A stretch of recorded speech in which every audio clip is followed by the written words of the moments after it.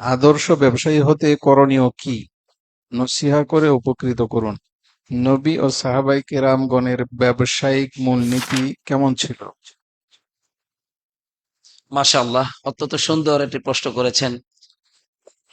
আদর্শ ব্যবসায়ীর জন্য আপনাকে প্রথমে মুখলিসিন হতে হবে। কি হতে হবে? মুখলিসিন, একনিষ্ঠ হতে হবে। কারণ ব্যবসা এটা হচ্ছে একটি ইবাদত। যদি আপনি সৎ নিয়তে করতে পারেন, এর মাধ্যমে শুধু আপনি উপকৃত হবেন না, এটা অন্য মানুষ উপকৃত হবে। এই হিসাবে ব্যবসাটা এটা হচ্ছে রিজিক অন্বেষণ করা। কি করা বলেন? রিজিক অন্বেষণ করা।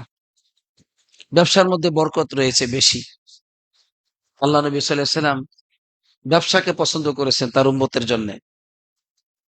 এজন্য এটাকে একটা ইবাদত হিসেবে গণ্য করতে হবে। কারণ আল্লাহ বলেছেন ফান্তাশিরু ফিল আরদ, জমিনে ছড়াই পড়ো। ওয়াবতাগু মিন ফাদলিল্লাহ, আল্লাহর দেওয়া রিজিককে তালাশ করো। এজন্য ব্যবসা হচ্ছে আল্লাহর হুকুম, রিজিক উপার্জনের একটি বড় মাধ্যম। এইজন্য নবী রাসূলগণ এই ব্যবসা করেছেন। কারণ এর মাধ্যমে বিরাট বরকত হয়, যেটা কৃষিকাজ বা এরকম সাধারণ পরিশ্রমের মাধ্যমে এত বরকত হয় না, যে বরকতটা ব্যবসার মাধ্যমে হয়। এবার আসুন,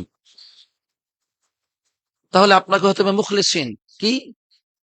আমি এই ব্যবসার মাধ্যমে আল্লাহর সন্তুষ্টি চাই, নিজে হালাল উপার্জন করব, মানুষের খেদমত করব। এর মাধ্যমে এই অভাবটা দূর হবে সমাজের। কেমন? আপনি যে কোনো ব্যবসা করেন, তার মাধ্যমে কি মানুষের কল্যাণ হয় না? তাহলে সেটা তো একটা ইবাদত, মানুষের কল্যাণ করা। খায়রুন নাসি আনফাউহুম লিন-নাস, মানুষের মধ্যে উত্তম মানুষ হচ্ছে যে মানুষের অধিক কল্যাণ করে। অতএব ব্যবসাটাকে আল্লাহ সন্তোষীর জন্য একটি ইবাদত হিসেবে আপনি গণ্য করুন। আলহামদুলিল্লাহ, এটা হলো প্রথম শর্ত আদর্শ ব্যবসায়ী হওয়ার জন্য।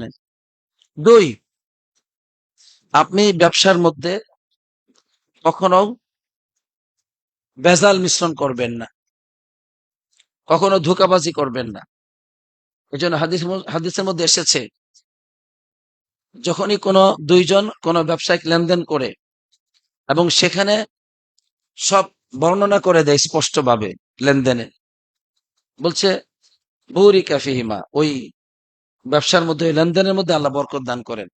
ওই দা কাতামা, যখন গোপন করে, মানে ধোঁকাবাজি করে, গোপন করে, বলছে নুজিয়াত, বরকতটা সেখান থেকে উঠিয়ে নেওয়া হয়।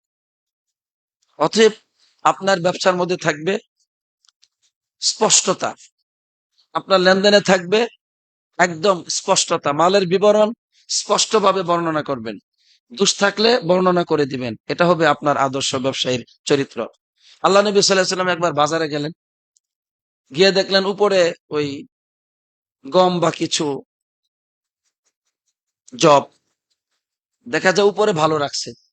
নবীজি সাল্লাল্লাহু আলাইহি ওয়াসাল্লাম সালার ভিতরে, বস্তার ভিতরে হাত ঢুকিয়ে দিলেন।